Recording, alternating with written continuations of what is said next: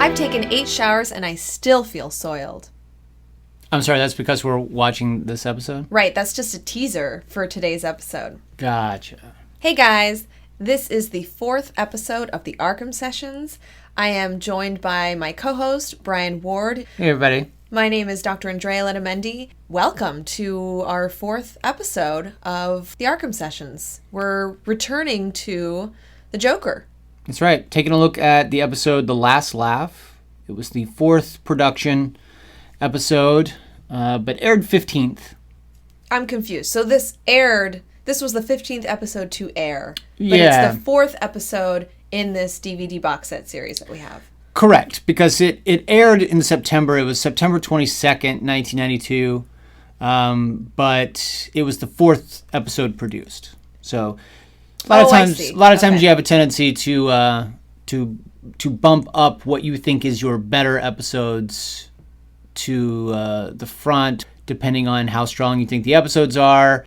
Right. So in the production of this DVD set, they decided to put it 4th because it actually was because it very actually popular. was the 4th episode produced. Oh, I gotcha. So they went in production order instead of air date order. Batman has zero sense of humor. I'm starting to worry about Batman. I'm starting to worry about Bruce Wayne, and maybe the writers don't like Batman nearly as much as one would think. Well, I realize that. Bruce has no sense of humor. In fact, Alfred even says so. Not a funny bone in his entire body. He might have a sense of humor, but he doesn't. He has the opposite of what I was talking about when it comes to emotional lability. Like, he might hold his emotions in. He may appear as though he's not reacting emotionally, or that he doesn't have a wide spectrum of emotions. But in fact, he may be reacting, but he's taught himself to be a cool cucumber, which is actually a pretty effective way to, to interrogate others, to work with, other crime fighters. To basically, you don't want to show people your cards. You want to have that poker face. And, maybe he's gotten so used to that. Yeah, because at the end of the episode, when he actually tries to pull a practical joke on Alfred. Don't worry about it. I'll just take it out of your salary for the next couple of years. Very well, son.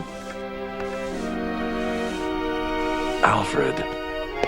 April Fools. It's mean. Yeah, it's not a very funny April Fool's joke, which leads me to, I'm seeing a trend here. Everyone at home who is keeping up with the box scores, 3 episodes in a row that might suggest Bruce Wayne has antisocial personality disorder. So I'm just throwing that out there. So far, there's a lot of speculation on the doctor's side about Bruce keeping it in, but I'm actually seeing signs of Bruce having a problem.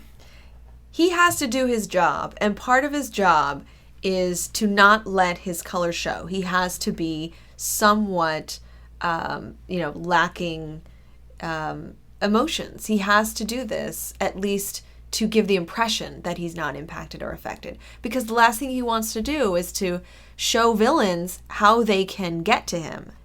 And I think to not get too close to emotions, because when he does that, he may be triggered. He may experience emotions that are unwanted and uncomfortable for him, like memories of past trauma.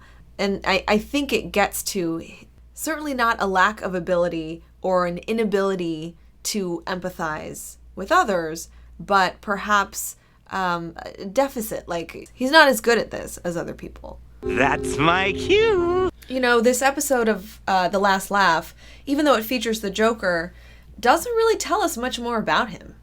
No.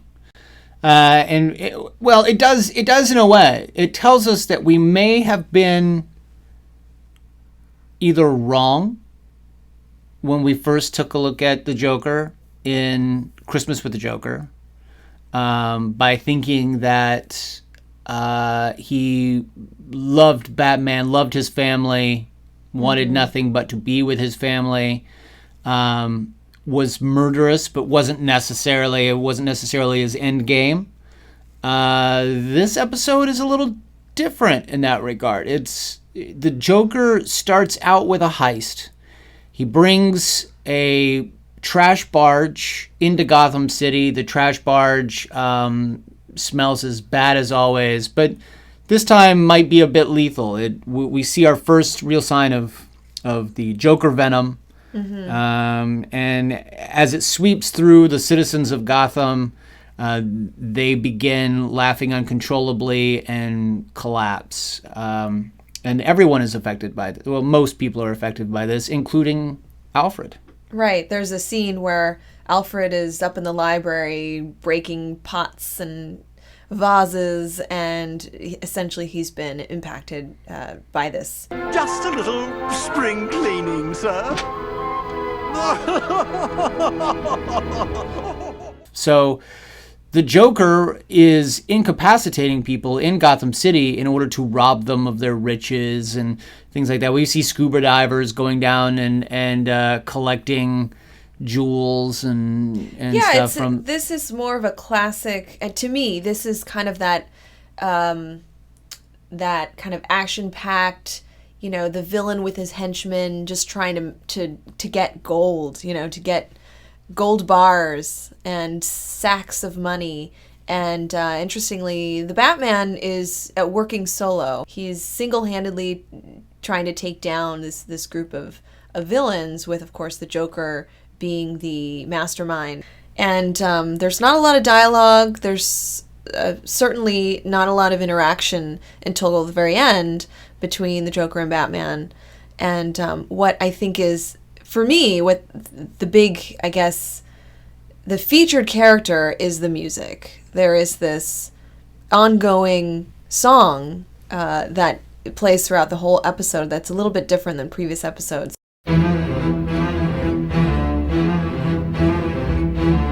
Absolutely. It was composed by Shirley Walker and is definitely a very catchy theme and seems to sort of be the Joker's theme in this particular episode. Every time we cut back to the Joker, we hear that theme. Not necessarily the theme that you would think would be attached to the Joker. It's a little dark, a little sinister. Yeah, it's a little menacing, and it's sort of, of course, repetitive. And I know that when I saw this episode as a youngster, I was definitely pulled in by the music and found this episode to be, incredibly interesting and enthralling. Even though, as we're talking about it now, there's not a lot going on. It really is just a cat and mouse chase. It is a very much more fantasy-driven episode. One of his henchmen on the boat actually even turns out to be a robot. Batman has to fight a robot. So it is much more fantasy-driven, this particular episode. Right. But this is our first opportunity to explore a character that we've explored before. So this is technically the Joker's second session with Dr. Andrea Letamendi. What is different about the Joker now than maybe he was in Christmas with the Joker? Have you seen anything transpire? Well, it's April. So we know that it's because this episode takes place on April Fool's Day. Maybe we can assume that this is 3 months after Christmas with the Joker. And I think you're right about saying that he's less interested in connecting right now, that he's sort of fixated on this heist, and that he's just looking for personal gain, which is to acquire this money and to loot the city. And, I still think he gets something out of these crimes, and he's clearly getting something out of looting the city. When the going gets tough, the tough go shopping. But I don't think that he's not really obsessed right now with Batman. He doesn't care about Batman right now. Yeah, and that's the part that I find interesting is the Christmas with the Joker, we had sort of determined at the end of that episode that the entire episode was as a way to get Batman in the room with him. And in this particular case, he kind of does away with Batman pretty early on. I mean, Captain Clown, the robot, stuffs Batman into a drum, stabs the drum with a knife, and they dump it into the ocean. Oops! Looks like our air holes are too. And they leave him there, and the barrel just, basically descends to the bottom of the river. Right. And so that would sort of suggest that that the Joker was really just kind of out. I don't know if you could necessarily say that the Joker expected his old rival to get out of there. I think he was kind of doing away with Batman because he wanted whatever gain he could get from incapacitating the city and going, as he says, shopping. It's interesting. I'm looking at the original Batman the Animated Series Writer's Bible. And in talking about the Joker, they actually say, to our way of thinking, the Joker's one motivating objective is not to do in the Batman. Oh, he will try to kill him, but only as the coup de grace to a particularly inspired crime. And in this particular case, I think maybe this is a particularly inspired crime in that the Joker is sailing through Gotham on this trash barge and he is knocking out the entire city with his laughing venom. But the doing in of Batman isn't necessarily the coup de grace to that. Otherwise, he might feel fulfilled. right. They also mention... to him, if a crime isn't worth pulling off with panache, it isn't worth doing at all. It must also be noted that while the Joker is frightening and prone to psychotic, murderous mood swings, he is at times genuinely funny.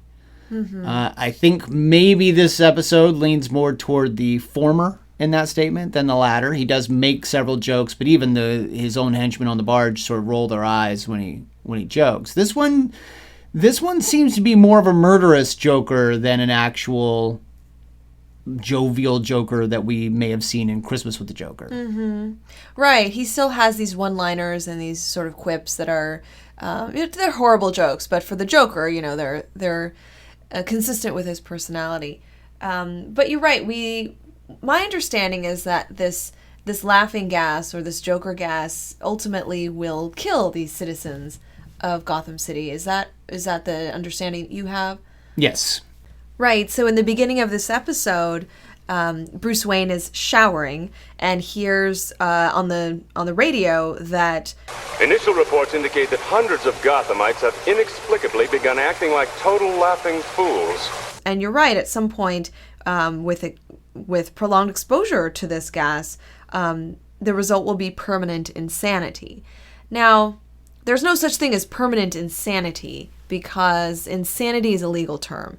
Insanity refers to, what lawyers will call. This is another one of those cases where a lawyer may say you're insane in order to get you convicted of something, but or get you off the hook for something. Right. They didn't have the motivation to do something. Right. When they're legally insane, they did not know what they were doing. Right, but a psychologist won't say that you are... Oh, absolutely not. You won't hear a psychiatrist or psychologist say that somebody is insane. It's just not a term that we use. But my understanding is that when we hear this in the episode, being permanently insane is that, as we see, people are losing their capacity to behave in ways that they normally would. They're lacking their emotional ability. So they're laughing uncontrollably, laughing hysterically, and they're unable to, it's basically interfering with their functioning. And I think that's what they mean by permanent insanity. So once again, Summer Gleason and the media are ill-informed. Well, I don't know that media. Summer does her research. And in fairness, she hasn't had time to do her research. It is a quick sweeping epidemic. So. Now you mentioned a psychotic term in the Writer's Bible. Yes. And that's that he has psychotic, murderous mood swings. Mm-hmm. And we've often seen this either in comic books or in the animated series where the Joker is referred to as the psychotic clown or even the schizophrenic clown. And interestingly, the term, of course, is a little bit misused in the sense that my understanding is what that means is that he's unpredictable and he's acting in ways that normal people don't act, right? That sort of general crazy description. But psychosis is a real thing. Psychosis is a mental state. It refers to a break in reality. So psychosis isn't a disorder in and of itself. Psychosis could accompany many, numerous disorders. And actually, any number of us could experience psychosis or psychotic symptoms, depending on what's happened to us, what injuries we've had, or what mental illnesses we might be prone to. So recently, I read an article that referred to people as psychotics, like that person is a psychotic. And that just drives me legally insane, because that's not a term. It's like calling someone, you've heard of manic depression. Right. To say that someone has a manic symptom is a genuine term. It's a genuine description. But someone is not a manic. Someone is a person with manic depression. So the same thing goes for psychosis or a psychotic symptom or a psychotic feature. You wouldn't say that person is a psychotic. You would say that person has psychotic symptoms or that person has psychotic features. And that's the appropriate way to use this terminology. So psychotic doesn't actually mean one disorder. There are actually a number of ways in which anyone can show signs of psychotic behavior. Yeah, think about it like anxiety. Of course, anxiety is way more common. But anxiety or being anxious is a state. It is a mental state. It's not a disorder. But then, of course, there's all these different anxiety disorders like social anxiety disorder and panic disorder, etc. Same thing for something like psychosis. Psychosis is not a mental illness, it's a state. So, for instance, you might take some drugs and experience psychotic symptoms. You might have a head injury, have a stroke, and you could experience psychotic symptoms. Again, psychotic symptoms simply meaning you have a break from reality. You could have one or both of these things, delusions or hallucinations. Delusions are false beliefs. So you have the conviction that something's happening and it's really not. Hallucinations, as you know, is seeing or hearing something that actually isn't there. So that simply means that, you could see things or hear voices or have this strong belief that something's happening, and that is not happening in reality.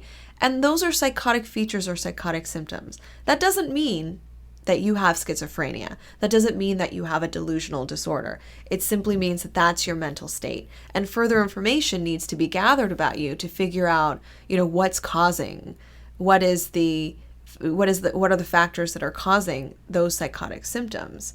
And as I said, could be anything from head injury, stroke, brain tumor, could be drug related, alcohol related. And there are a lot of mood disorders that accompany psychotic features, and that could be severe depression. Some folks, when they're depressed, actually hear voices or see things that aren't there, or have a break from reality in that way. Manic depression or bipolar disorder is another mood disorder where you might see some psychotic features. So just in explaining that, I wanted to make sure that folks know that, like, when you hear psychotic, like someone is psychotic or someone has psychotic symptoms, that doesn't mean they have schizophrenia. That means that they're experiencing these set of symptoms where they have this break from reality. So let's talk a little bit about the Joker's venom. Mm-hmm.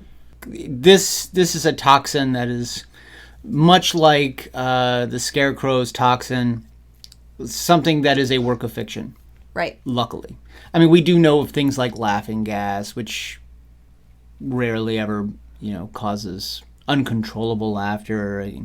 But we do know of there are certainly people who have died with permanent grins or smiles on their faces. What? Yeah, it's that is actually called rictus grin. It's also, it's originated. I'm sorry, Rick who?